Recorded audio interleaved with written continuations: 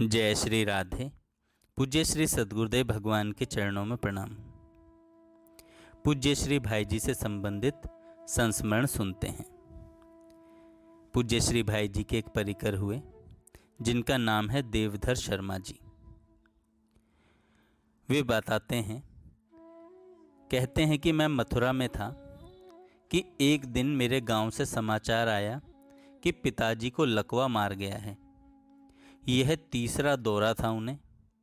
मैं भागकर मथुरा से अपने गांव माधवपुर आया। पिताजी की हालत देखकर मैं भी एक बार घबरा गया। गांव में न तो कुशल चिकित्सक होते थे और न आवश्यक दवाएं मिल पाती थीं। मैं अपने गांव से गोरखपुर श्री भाई जी के पास आया। श्री भाई जी को अपने पिताजी की गंभीर स्थिति से अवगत कराया। श्री भाई जी ने मुझसे पूछा, आपका गांव यहाँ से कितनी दूर है? मैंने बतलाया, लगभग 60 मील होगा। पर आप यह क्यों पूछ रहे हैं?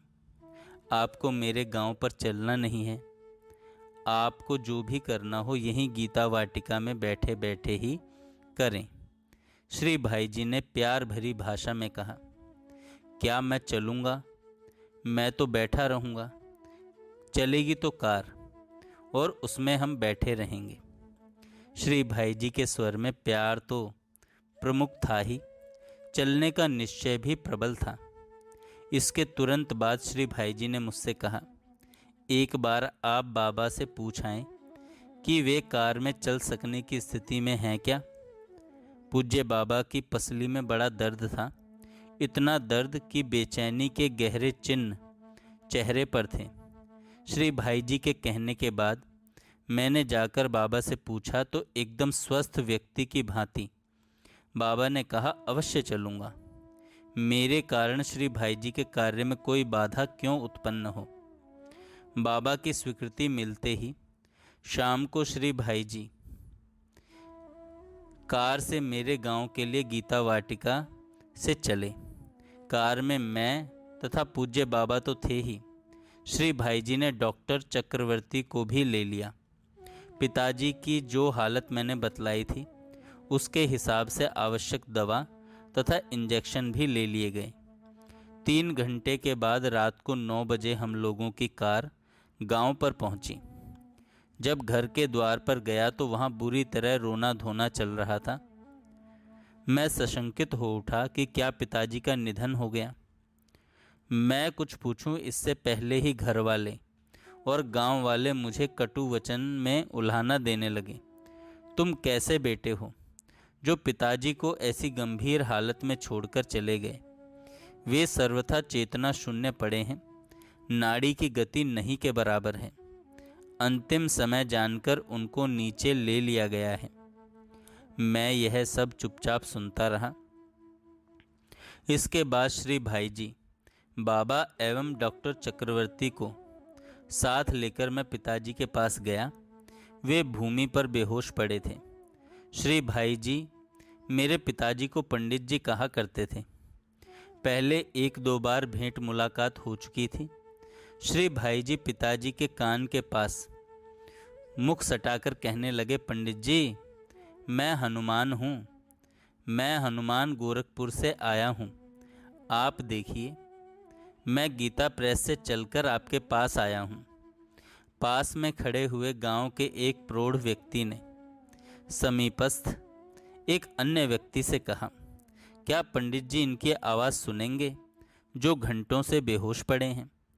गांव के लोग अपने ढंग से हास्यास्पद टिप्पणी करते रहे, पर उन्हीं टिप्पणी करने वालों ने अपनी आंखों से देखा कि मेरे पिताजी धीरे से अपनी पलकें खोल रहे हैं। श्री भाई जी को देखते ही पिताजी के नेत्र सजल हो उठे और मेरे विश्वास के अनुसार श्रद्धा में, सम्मान में, कृतज्ञता में कुछ बूंदें ढुलक भी गईं। श्री भाई जी ने डॉक्टर चक्रवर्ती को दवा देने के लिए कहा। डॉक्टर साहब ने दवा दी तथा इंजेक्शन लगाया। उधर डॉक्टर साहब पिताजी को संभाल रहे थे और इधर मैंने श्री भाई जी से कहा कि श्री भाई जी मेरी एक बात सुन लें। मेरा निवेदन यह है कि या तो पिताजी अभी आपके सामने ही चले जाएं, या जीवित रहें तो स्वावलंबी बनकर रहें। मैं रहता हूँ मथुरा, और मेरे पीछे कौन मल मूत्र की, दवा पानी की सेवा करेगा। आपके सामने ही ये चले जाएं तो इससे बड़ी बात और क्या होगी। श्री भाईजी ने सांत्वना देते हुए कहा, आप इतने अधीर न हों, डॉक्टर साहब दवा दे रहे हैं। अब यह बताएं कि क्या आप अपने यहाँ 24 घंटे का अखंड कीर्तन करवा सकते हैं। मैंने कहा, क्यों नहीं हो सकता।